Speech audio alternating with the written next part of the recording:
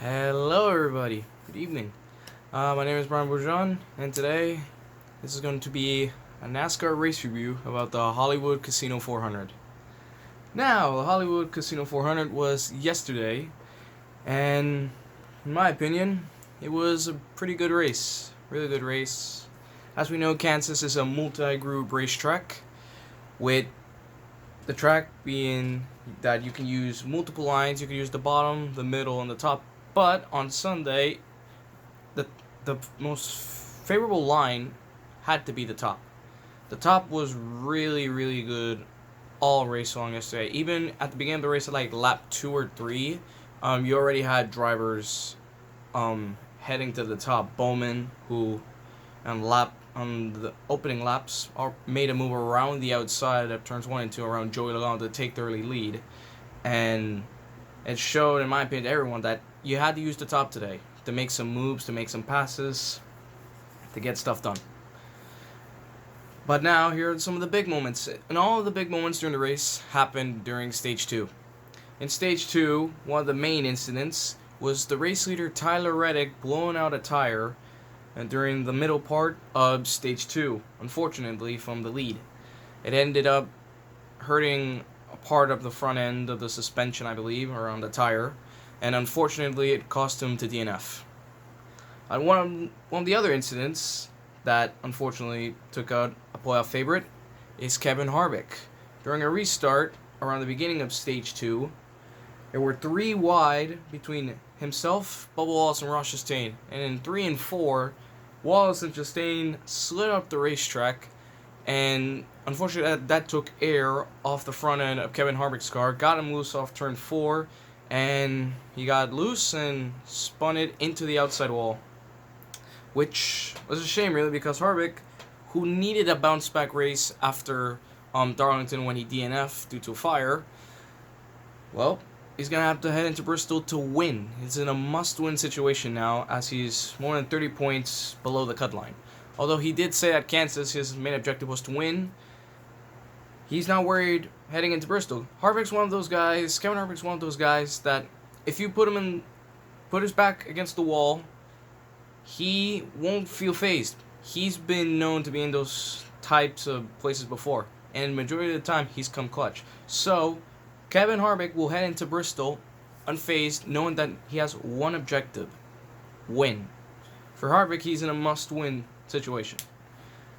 As for Kyle Busch, he unfortunately in Stage 2 spun out off turn 4. He spun out in the middle part of Stage 2 and lost it and blew a tire. And sadly from there, I think he damaged the splitter, thus causing him some issues. I believe, downforce-wise with aerodynamics. And sadly, he really couldn't go anywhere from there. He finished around 25th, I believe, which definitely a shame for Roddy Busch. And he is below the cut line, heading into Bristol. Well, granted, Bristol's one of his best tracks. Who knows, really? Bristol has been a wild card. Last year was one of the best races of the year, and it was definitely a wild card race. So we'll see how everything goes heading into Bristol. And obviously, let's talk about the race winner, Bubba Wallace, the number 45 car. Now, Bubba, it was one of his best performances in his career. He drove amazingly, led more than 50 laps. He was very fast during Stage 3, the stage that counts the most. He did great. He was fast. He kept his cool while defending a hard-charging Denny Hamlin late, who was trying to gain on him late, but he reported that his car got loose, and in the late goings, around 5 laps to go, he hit the outside wall, and from there, his progress stopped, and unfortunately, he couldn't catch up to Bubba. And it ended up leading with Bubba Wallace collecting his 2nd career win at Kansas. An amazing performance, and like I said, one of his best performances of his career, silencing a lot of his haters. All of his haters that said that he can't win, he has no talent, and all that stuff were proven wrong on Sunday, because he led the most laps, he was great, and won the race. Proved everyone wrong. He can't only win and rain races, he can also win flat out, fair and square. He definitely proved it, and we were all very satisfied when it happened. And as for the racing, the next gen car again put on a nice show around Kansas Motor Speedway. Stage 1 was good, it had great racing. Stage 2 was chaotic, very chaotic, with the incidents of Tyler Reddick, Kyle Busch, Kevin Harvick, all those guys. And Stage 3 was rather a bit tame. You had the element of strategy coming into play with the tire wear, fuel, and it played an interesting role to see which cars were better on the long runs, which cars were better on the short runs. As for the short runs, Hendrick Motorsports were the fastest, while on the long runs, Joe Gibbs Racing had them beat by a long shot. And yeah, that's the majority of it.